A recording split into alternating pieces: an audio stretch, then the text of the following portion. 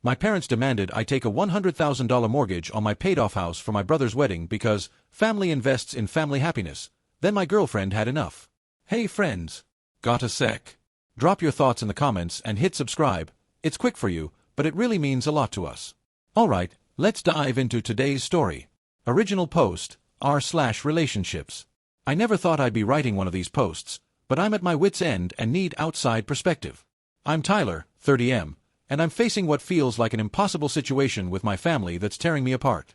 3 years ago, I achieved something I'd been working towards since I was 22. I paid off my house.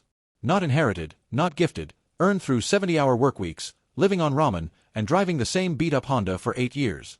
This modest 3-bedroom house in suburban Ohio represents everything I've sacrificed for. My girlfriend Hannah, 28F, moved in last year, and we've been building our life together, talking about marriage, kids, the whole future.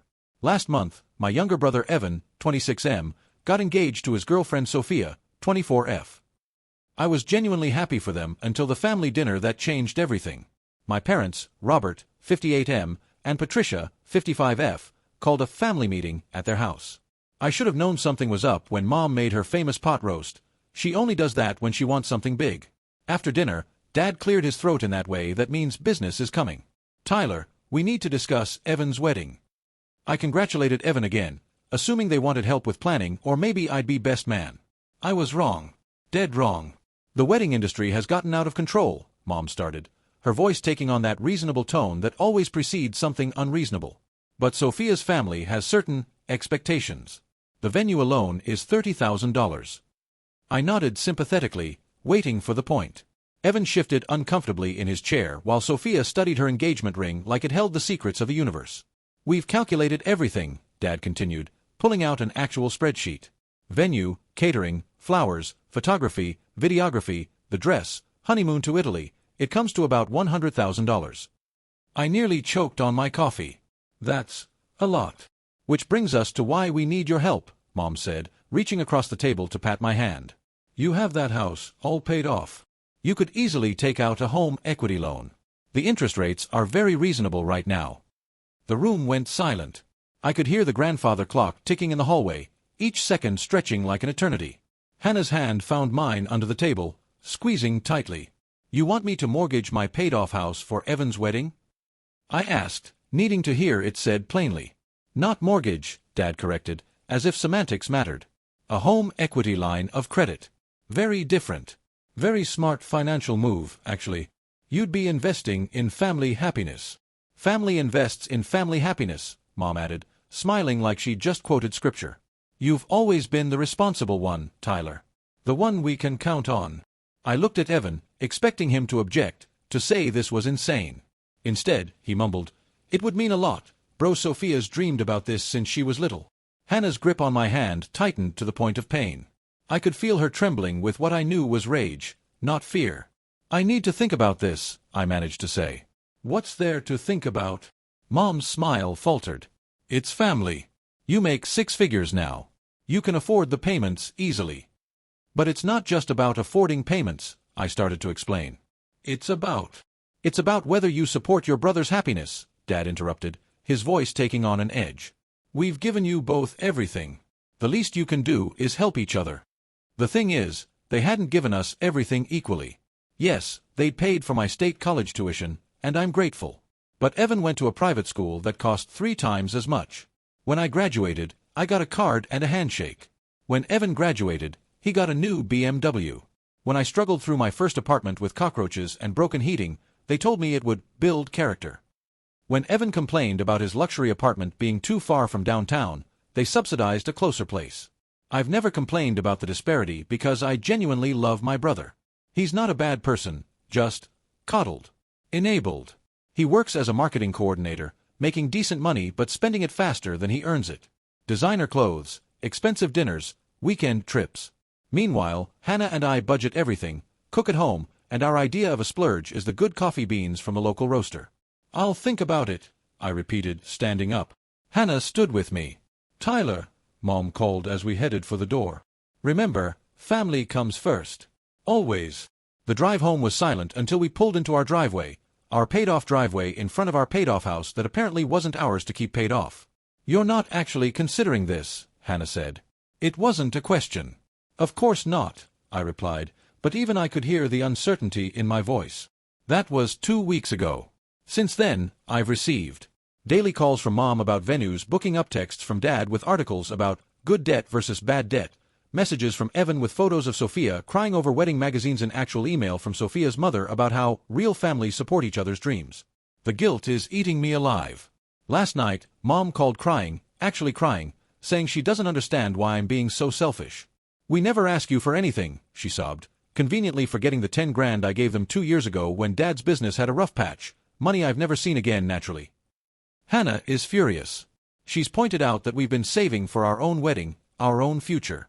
That taking on $100,000 in debt would delay our plans by years. That my parents are manipulating me. I know she's right, but the guilt is crushing me. This morning, Evan texted, "Mom says you're destroying my future. Thanks for nothing. I've worked so hard for everything I have. I've been responsible, careful, strategic. I've denied myself so much to get to this point of security. And now I'm being painted as the villain for not sacrificing my financial stability for a party. A one-day party. But it's not just about the money anymore. It's about family dynamics I've ignored for too long. It's about patterns I've enabled by never speaking up. It's about Hannah, who shouldn't have to watch her partner's family manipulate him. It's about our future children, who deserve better than to grow up in this toxic cycle of guilt and favoritism. I know what I should do. I know what any reasonable person would do. But knowing and doing are two different things when you've been programmed your whole life to be the responsible one, the one who fixes things, the one who doesn't make waves. Am I crazy for even feeling guilty about this? How do I stand firm without destroying my family relationships? Is there a way through this that doesn't end with everyone hating me? Update 1. 2 weeks later. I wanted to thank everyone who responded to my original post. Your perspectives gave me the clarity I desperately needed, though what actually happened next wasn't entirely my doing. Last Sunday, we had another family dinner. I'd prepared a speech about fiscal responsibility and boundaries. I'd practiced it with Hannah, refined it to be firm but loving. I was ready to calmly explain why I couldn't take out a loan. I never got the chance. We'd barely sat down when Mom started her campaign. "Tyler, the Riverside Manor called. They have a cancellation, but we need to put down a deposit by Tuesday." "Mom," I began, but she kept going. "I've been thinking about your selfishness all week," she continued, her voice sharp. "We sacrificed everything for you boys. Everything. And this is how you repay us? By destroying your brother's chance at happiness." "Patricia," Hannah said quietly. Everyone turned to look at her, surprised. Hannah never speaks up at family dinners. She's usually the perfect guest, helpful, quiet, diplomatic. "Excuse me." Mom's eyebrows shot up. "I said Patricia," Hannah repeated, setting down her fork. "Not Mom, because you've made it clear I'm not family since we're not married. So, Patricia, I have something to say." The table went silent. Evan looked uncomfortable. Sophia seemed fascinated. Dad's face was turning red. "Your son," Hannah pointed at me, "has worked 16-hour days since college. He's lived on poverty wages to pay off his house. He's given you money when you needed it, no questions asked. He's never taken a vacation longer than 3 days because he was saving, building, preparing for a future." "Hannah," I tried to interject, but she held up her hand. "Meanwhile, Evan has had everything handed to him. The car, the apartment subsidy, the larger college fund, the spring breaks in Cancun you paid for, the credit card bailouts Tyler doesn't know about. Oh yes, Evan told Sophia, and Sophia told me during girls' night." Evan went pale. "Sophia." 3 credit card bailouts totaling $40,000, Hannah continued. "But Tyler's the selfish one for not mortgaging his future for a $100,000 party?" "How dare you?" Dad started to stand. "I dare because I love your son." Hannah stood too, matching his energy. "The son you've parentified since he was 12. The son who mowed lawns to buy his own school supplies while Evan got everything he pointed at. The son who has never, not once, complained about the blatant favoritism in this family." "There's no favoritism," Mom shrieked. "Really?" Hannah pulled out her phone. "Should I read the family group chat messages from last Christmas? When Tyler gifted handmade cutting boards he spent weeks making, and you said, 'How thoughtful,' but when Evan gave gift cards he bought at CVS on the way over, you cried about how generous and caring he is." I stared at Hannah, amazed and terrified in equal measure. "You want to know what's really selfish?" Hannah wasn't done. Asking someone to risk their home, their security, their future, for a party. That's selfish. Manipulating someone with tears and guilt because they won't enable your golden child champagne tastes on a beer budget. That's selfish. Get out, Mom pointed at the door. Both of you. Get out of my house. Gladly, Hannah grabbed her purse. Tyler, we're leaving. I stood, legs shaking. As we walked to the door, Hannah turned back one more time. Evan, she said, and my brother looked up with tears in his eyes. You're not a bad person, but you're almost 30. It's time to grow up. If you want an expensive wedding, earn it. Your brother did. He earned everything he has. Try it sometime. The drive home was silent for the first 5 minutes. Then I pulled over and just looked at Hannah. I'm sorry, she said quickly. I know that wasn't my place, but I couldn't watch it anymore. The way they treat you, it's... I kissed her. Right there on the side of Route 9, I kissed her like my life depended on it. Thank you, I whispered when we finally pulled apart. Thank you for saying what I've never been able to say. Are you mad? I'm free, I laughed, and it felt like years of weight lifting off my shoulders. For the first time in my life, I feel free. We drove home to our paid-off house, and I turned off my phone. The relief was incredible, though I knew the storm was just beginning. Update 2, 1 month later. After the dinner explosion, I expected war. What I didn't expect was complete silence. For 2 weeks, nothing. No calls, no texts, no guilt trips. It was eerie, like the quiet before a hurricane. Hannah and I went about our lives, half expecting my parents to show up at our door with torches and pitchforks. Then, on a Tuesday evening, Evan called. Can we talk? He asked. Just you and me. No parents, no Sophia, no Hannah. Just brothers. We met at a sports bar downtown, neutral territory. Evan looked different, tired, older somehow. He ordered a beer and stared at it for a full minute before speaking. Hannah was right, he said quietly. About everything. I waited, letting him find his words. After you left, Mom and Dad ranted for hours about disrespect and ungrateful children. But Sophia... He laughed bitterly. Sophia asked me a simple question. If your parents think a $100,000 wedding is so important, why aren't they paying for it? That's a fair question. I got defensive, told her they couldn't afford it. And she said, neither can Tyler. So why is it his responsibility? And I couldn't answer. Because there is no good answer. He took a long drink of his beer. I've been thinking about everything Hannah said. The credit cards, the apartment money, the car. Did you know Mom and Dad paid my rent for 3 years after college? I didn't, but I wasn't surprised. I always thought I was just lucky, Evan continued. But it wasn't luck. It was you. You were out there grinding, and I was a leech. I'm 26 years old, and I've never actually earned anything. Evan. No, let me finish. I've been a spoiled brat. I wanted the huge wedding because that's what Sophia deserves, but I never thought about earning it. I just assumed someone else would make it happen. First Mom and Dad, then you. It's pathetic. You're not pathetic, I said. You're just figuring things out. Yeah, well, I'm figuring them out now. He pulled out his phone and showed me a photo. I got a second job. Bartending Thursday through Sunday nights. Sophia's working overtime at the hospital. We opened a savings account just for the wedding. I stared at the screenshot of their savings account. It had $1,200. It's not much, he said quickly, but it's ours. We earned it. Evan, this is amazing. We've postponed the wedding by a year, he continued. Cancelled the Riverside Manor. Sophia's actually excited about it.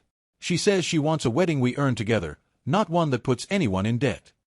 What do Mom and Dad think? His face darkened. They're furious. Said we're embarrassing the family by acting poor. Dad actually used those words, acting poor. But you know what? For the first time in my life, I don't care what they think. We drank in companionable silence for a moment. I owe you an apology, Evan said. For the text about destroying my future. For all of it. You've been the best brother, and I've been an entitled ass. We're good, I said, and meant it. There's one more thing, he hesitated. I want to thank Hannah. What she did. It was like someone finally turned on the lights, you know. I've been living in this weird bubble where I never had to grow up. She popped it. It was painful and embarrassing, but I needed it. She'll be glad to hear that. Also, he grinned, Sophia thinks Hannah's a badass now. Says any woman who'll stand up to mom like that is wife material. So, if you were thinking about proposing. Already saving for a ring, I admitted. Good. And Tyler? When you do get married, we'll be there. Even if it means we eat ramen for a month to afford a gift. A real gift, not CVS gift cards. We both laughed, and for the first time in years, I felt like I had my brother back. Not the spoiled golden child, but Evan. Just Evan. Final update, 3 months later. I'm writing this final update from the most unexpected place, Evan and Sophia's wedding reception. Yes, you read that right. They got married yesterday. After our conversation at the bar, Evan threw himself into transformation. He kept the bartending job even though the late nights were killing him. Sophia picked up extra shifts. They moved from their luxury apartment to a modest one-bedroom, saving $800 a month. They sold Evan's BMW and bought a reliable Honda. They meal prepped on Sundays and had a no-eating-out rule Monday through Thursday. But the biggest change was in their relationship. Working toward something together, struggling together, celebrating small victories together, it strengthened them in ways a fancy wedding never could have. 2 months into their saving journey, something beautiful happened. Evan called me, ecstatic. We hit $10,000. $10,000 we earned ourselves. That's when Sophia made a radical suggestion. Why wait? Why spend a year saving for one day when they could start their married life now, debt-free and proud? So they replanned everything. The venue became Sophia's parents' backyard. The catering was a potluck where every guest brought a dish. Sophia's dress came from a discontinued rack at David's Bridal, $300 instead of $3,000. The flowers were wildflowers Hannah and I helped pick from a friend's farm. The photography was done by Evan's coworker who was building a portfolio. Total cost, $4,000. Paid in cash. Earned with their own hands. My parents, predictably, were horrified. Mom called it embarrassing and low class. They threatened not to attend. That's your choice, Evan told them calmly. But we'd like you there. They came. They sat in the back row, faces sour as lemons. But they came. The ceremony was at sunset. Sophia looked radiant, not because of an expensive dress, but because she was marrying a man who'd proven he could grow, change, and work for their future. Evan's vows included a line that made me tear up. You saw potential in me even when I couldn't see it in myself. Every late night, every double shift, every sacrifice was worth it because we did it together. During the reception, under string lights Hannah and I had spent all morning hanging, Evan pulled us aside. I need to thank you both, he said, Sophia nodding beside him. Hannah, what you said at that dinner was the wake-up call I desperately needed. You risked your relationship with Tyler's family to tell the truth. That takes guts. Hannah, uncharacteristically emotional, hugged them both. And Tyler, Evan turned to me, you've been the example I was too blind to see. Everything you've achieved, you earned. That house you refused to mortgage, it represents everything I wasn't but am trying to become. Later, during the best man speech, yes, he still asked me, I said something that felt important. Evan and Sophia's marriage isn't starting with debt and stress and family obligations. It's starting with the knowledge that together, they can accomplish anything. They've already proven it. In 3 months, they transformed their lives, their priorities, and their future. If that's not worth celebrating, I don't know what is. The backyard erupted in applause. Even my parents clapped, though they looked constipated doing it. But here's the best part. The part that makes everything worth it. During the father-daughter dance, Sophia's dad stepped in when mine refused to do a parent dance. Hannah squeezed my hand and whispered, "That was beautiful." "Just wait," I whispered back, my heart pounding. As the song ended, I stood up, accidentally on purpose knocking my fork against my glass. The backyard quieted. "Sorry to interrupt," I said, "but seeing Evan and Sophia today, seeing what real partnership looks like, what working together toward a goal means, it's inspired me." I turned to Hannah, pulling out a small velvet box I'd been carrying for 2 weeks, waiting for the right moment. "Hannah Elizabeth Parker," I dropped to one knee as she gasped. "You stood up for me when I couldn't stand up for myself. You showed me what love looks like. Not guilt, not manipulation, but fierce, protective, honest love. You make me braver, stronger, better. Will you marry me?" Through tears, she said yes. The backyard erupted again. Evan was hollering and pumping his fist. Sophia was crying and clapping. Even the DJ was cheering. My parents sat frozen, probably calculating how much we'd spend on our wedding. The joke's on them. Hannah and I had already decided on a courthouse ceremony and a backyard barbecue. The ring, simple but perfect, was paid for with cash we'd saved by cooking instead of ordering takeout for 6 months. As I slipped the ring on Hannah's finger, Evan grabbed the microphone from the DJ. "To my brother and future sister-in-law," he shouted, "who taught me that the best things in life aren't given, they're earned. And that family isn't about what you can take from each other, but what you build together." Later, as we were leaving, my mother approached. I braced for impact. "It was nice," she said stiffly. "Different than expected, but nice." "Thanks, Mom." She started to walk away, then turned back. "Hannah's ring is lovely. Very sensible." Coming from her, it was almost a compliment. "We paid cash," I said, not aggressively, just stating a fact. She nodded and walked away. It's not reconciliation, not exactly, but it's something. Maybe she's beginning to understand. Maybe not. Either way, I'm okay. Driving home last night, our paid-off house waiting for us, Hannah playing with her ring and smiling, I thought about the journey that started with my parents' demand for a $100,000 loan. I could have given in, mortgaged my house, enabled the cycle for another generation. Instead, Hannah's courage in speaking the truth created a ripple effect. Evan grew up. Sophia became his partner, not his princess. Hannah and I grew stronger. And two people who truly love each other got married without starting their lives in debt. My parents always said, "Family invests in family happiness." They were right, just not in the way they thought. The best investment I made was saying no. The best investment Hannah made was speaking up. The best investment Evan made was in himself. And yesterday, in a backyard lit by string lights and filled with potluck dishes, I saw what real family happiness looks like. It looks like Evan, exhausted from a bartending shift but grinning as he dances with his bride. It looks like Sophia, proudly wearing her bargain dress like it's worth $1 million. It looks like Hannah, fierce and loyal and wearing my ring. It looks like choosing growth over comfort, truth over manipulation, and love over guilt. To anyone facing similar pressure, your achievements are yours. Your sacrifices matter. Your boundaries are valid. Family that truly loves you won't ask you to sacrifice your security for their comfort. And sometimes, the most loving thing you can do is say no. Thank you all for your support and advice. Without this community, I might have caved to the pressure and missed out on everything beautiful that followed. Oh, and Evan's closing line in his groom's speech? To everyone who said we couldn't do it ourselves, turns out we just needed the right motivation. Thanks, Hannah, for providing it. The whole backyard laughed, even my parents cracked a smile, and Hannah took a theatrical bow. Sometimes the best weddings aren't the ones that cost a fortune. They're the ones that mean something. Evan and Sophia's marriage started with struggle, growth, and determination. That's worth more than any luxury venue or designer dress. And our paid-off house? Still paid off. Still ours. Still representing everything we've worked for. Family invests in family happiness. But happiness isn't bought with guilt or debt or manipulation. It's earned with love, respect, and the courage to grow. Even if it takes your girlfriend calling out your entire family at Sunday dinner to get there. Edit. Thank you for all the congratulations. Hannah says hi and wants everyone to know she was terrified during that dinner confrontation, but sometimes you have to be brave for the people you love. Evan and Sophia are doing great. They're actually ahead on their savings goals now and talking about buying a house. With their own money. What a concept, right? And yes, my parents are slowly coming around. Dad actually asked Evan about his bartending job last week. It's progress.